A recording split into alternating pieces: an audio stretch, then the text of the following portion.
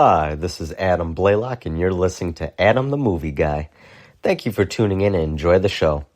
Warning, the show you're about to listen to contains strong language and an unhinged host. Don't take me too serious. I'm doing a bit here, so stay the fuck off my back. Enjoy.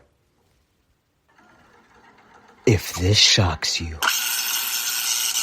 if this offends you, and you clicked on the wrong fucking podcast.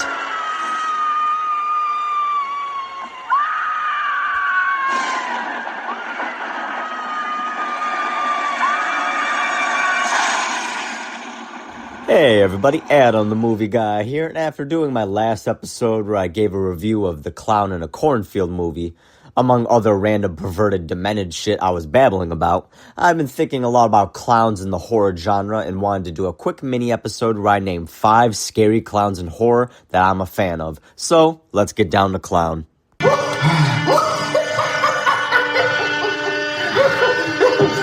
Number 5. Friendo the Clown from Clown in a Cornfield. Now, I know Friendo is brand new in film, and the books have also been around for about 5 years at this point. And I'm a big fan of the first 2 books in the film. And I started listening to the audiobook of part 3, The Church of Friendo, but so far I gotta be honest, it's fucking disappointing. I don't like the direction they're going for Quinn's character, which I know they teased at the very end of part 2, but it just doesn't sit right with me. Now, it's not the whole her becoming a vigilante thing, hunting down the Friendo clown mob members from part 2 that bothers me per se. Spoilers, by the way. It's the way they're going about it, and she's coming across as going a bit off the deep end a little too early. It doesn't seem to align 100% with the tough but caring protagonist of the last 2 books. But anyway, back to Friendo the Clown himself. I like Friendo a lot because the design is really fucking cool and creepy, while at the same time, Friendo is a persona similar to Ghostface, where it could just be anyone behind that creepy-ass clown mask, and it's multiple people as well, but they always refer to each clown as Friendo, as if it's just one guy like Ghostface. Like the person behind the mask is irrelevant as long as it's on, and they're just Friendo, which is pretty damn cool. Remember, kid. Never fuck with Friendo. Number 4, Krusty the Clown from The Simpsons. Hey! This is one of the most iconic animated characters from a truly legendary animated show, and his inclusion on this list speaks for itself. Now, okay, I know a lot of people are saying The Simpsons isn't horror, to which I say the yearly Halloween specials say otherwise, so kindly and respectfully, sit down and shut the fuck up and listen. Okay, first of all, ain't nobody talking while I'm talking, so shut the fuck up. Krusty was a villain in multiple Treehouse of Horror segments on The Simpsons. One was he was a killer clown doll that tries to murder Homer in the segment called Clown Without Pity in Treehouse of Horror 3, released back in 1992. I'm Krusty the Clown, and I don't like you. I'm Krusty the Clown, and I'm going to kill you. Didn't even pull the string that time. I said I'm going to kill you. You, Homer Simpson. Oh, yeah? With what?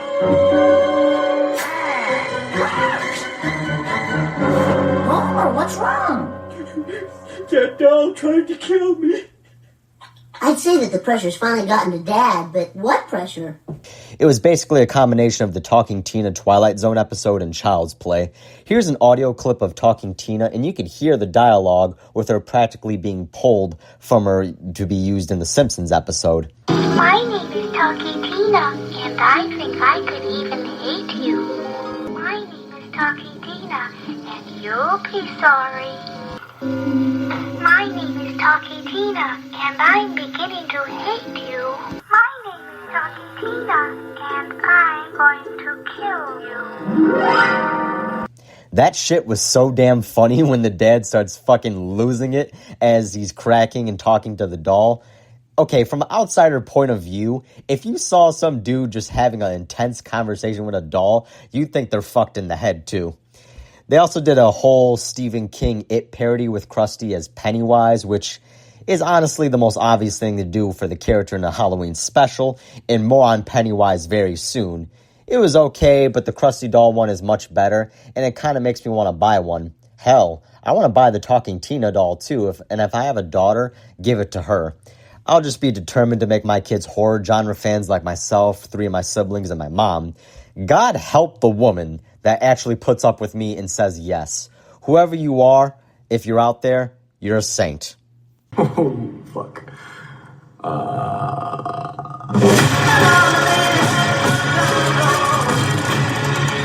Next up, at number 3, is Pennywise the Clown from Stephen King's It novel and the movies that followed.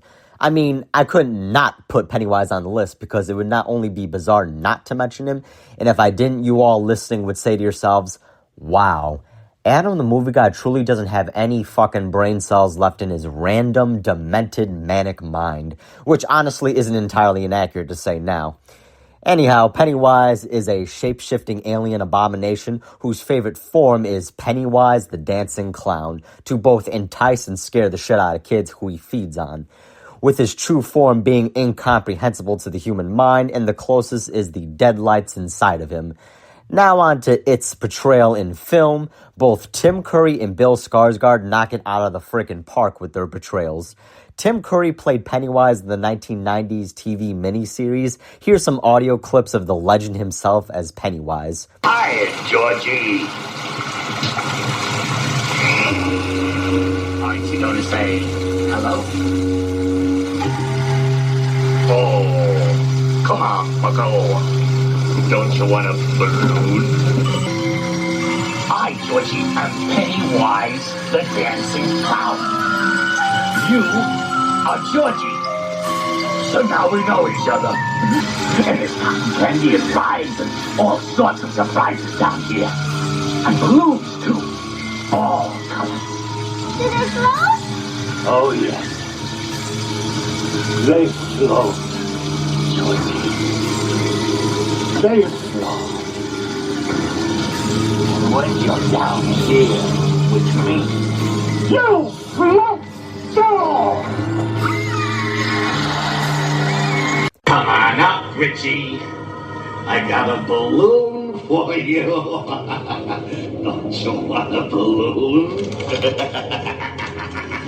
What's the matter? One balloon, not enough. Try it!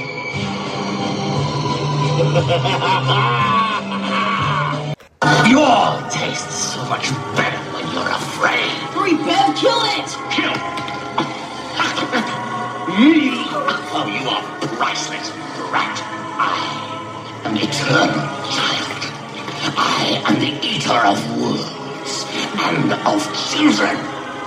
And you are next. Tim Curry will forever be a legend in his acting with his iconic voice. I also find it funny that fucking Nigel Thornberry was Pennywise. That was smashing. And of course, I gotta give Bill Skarsgård credit for his Pennywise in the It films directed by Annie Muschietti. He had a lot riding against him with the inevitable comparisons to Tim Curry, but he knocked it out of the park and made the role his own. Here's some clips for his performance. This isn't real enough for you, Billy. I'm not real enough for you. Oh, shit. It wasn't real enough for Georgie. Let him go! No, I'll take him. I'll take all of you. And I'll feast on your flesh as I feed on your fear. Or you'll just leave us be. I'll take him, only him. And then I will have my long rest. And you will all live to grow and thrive and lead happy lives until old age take you back to the weeds. Now, admittingly, it took time for me to warm up to Skarsgård's voice for Pennywise since the first time I heard it. I kept thinking, why does he sound like fucking Scooby-Doo when he says, "Hi, Georgie"? But thankfully, aside from that moment, his vocal performance improves greatly for me throughout the film as he's getting more confident. Pennywise the Clown is one of the most iconic horror clowns in fiction, and that's not even up for debate. The motherfucker held a beef with a bunch of 12-year-olds for 27 years. For 27 years, I dreamt of you. I craved you. I missed you. Damn, talk about being a sore loser. He got his ass stomped by kids and can never get over it. And those kids went on to kill him for good when they're 40. But aside from those humiliating defeats, Pennywise ain't one to be fucked with. And if you try, chances are you'll float too. You'll come with me. You'll float too. Float too. You'll float too. You'll float too.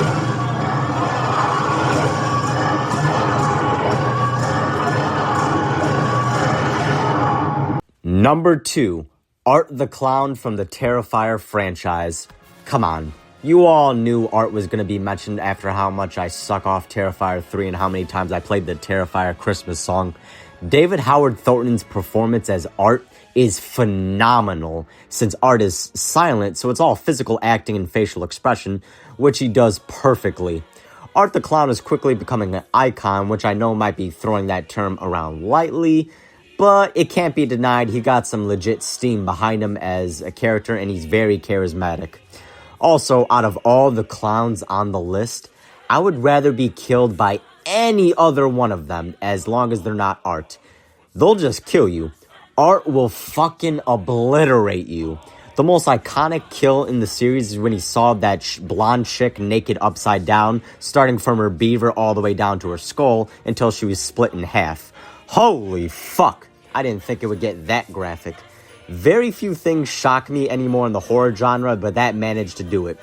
Then there's the bedroom kill in Terrifier 2 when he completely tears that girl apart and then pours bleach on her wounds. And keep in mind, she was still alive. And my personal favorite kill in the series comes from my favorite film, also enough, in the franchise, Terrifier 3, the Christmas one, when Art kills that college couple fucking in the shower with a chainsaw. That kill was truly a work of art. This is the fucking shit that gets you 0 bitches. Fuck off. Last thing I wanted to say about Art in the Terrifier films in general is this. I didn't like the first film. I thought the second one was very solid and leagues above the first, but okay. The third one I genuinely loved and is my favorite one in the series. It being a Christmas slasher film probably has something to do with it since I love Christmas set horror films. And I love the character of Art the Clown in general, and I'm just excited to see what Terrifier 4 has in store for us.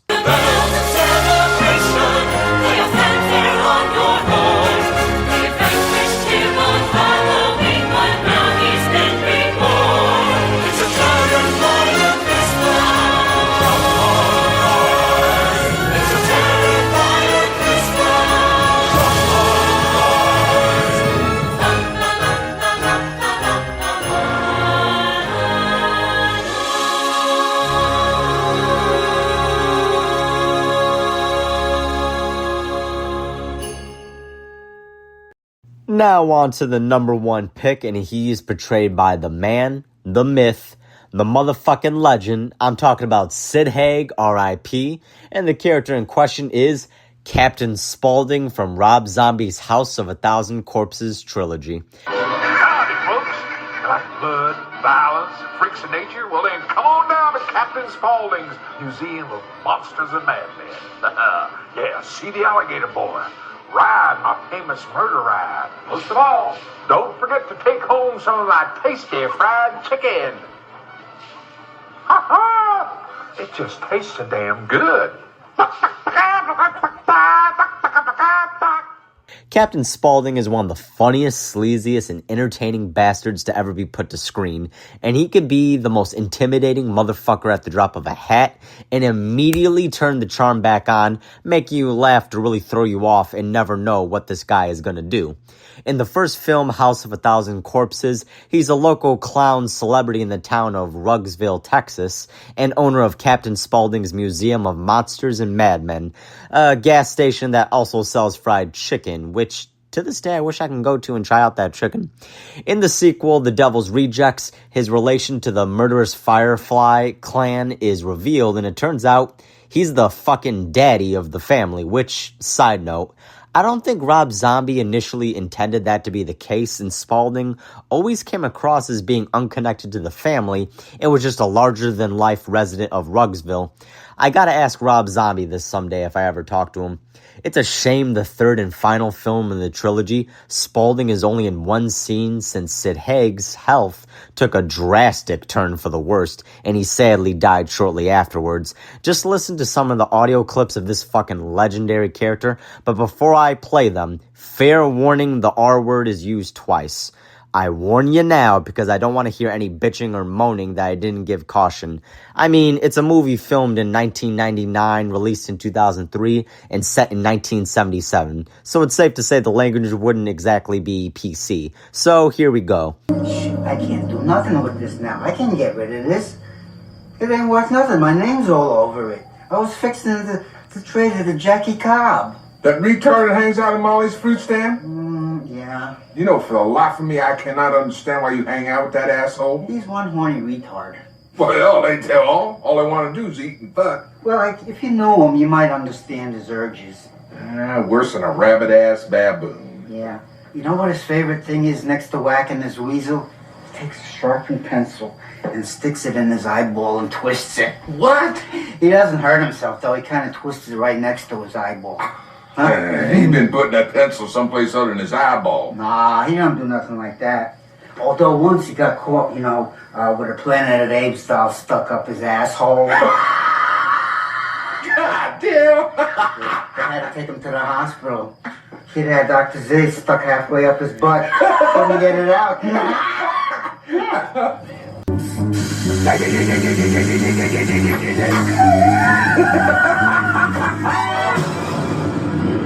And then when he's being held up at gunpoint by two robbers, Spaulding truly doesn't give a fuck and very quickly shows he's the biggest threat in the room alongside his mascot buddy. You miserable motherfucker. I ought to jump over this counter and bash your fucking balls in. All right, Tippy, hand over the cash box and I might leave your brains inside your skull. Well, I'll tell you what, Ski King. Why don't you just take your mama home some chicken and then I won't have to stuff my boot all up in your ass. I don't like chicken and I hate clowns. That is it! I'm gonna count to 10, and you're gonna hand over all the cash, or I'm gonna splatter your grease paint mug across the state line. 1. Fuck your mama. 2. Fuck your sister. 3. Fuck your grandma. Oh, fucking mask back on. Fuck it.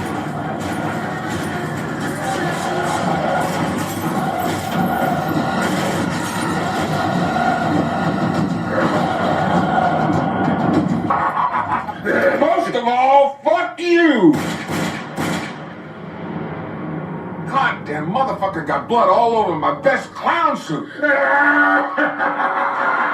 And finally, his unforgettable first scene in Devil's Rejects, where the prostitute is riding his dick, cowgirl style, all while he's egging her on. Fair warning, this one definitely isn't safe for work, so pretty much like the majority of my audio clips, take a listen.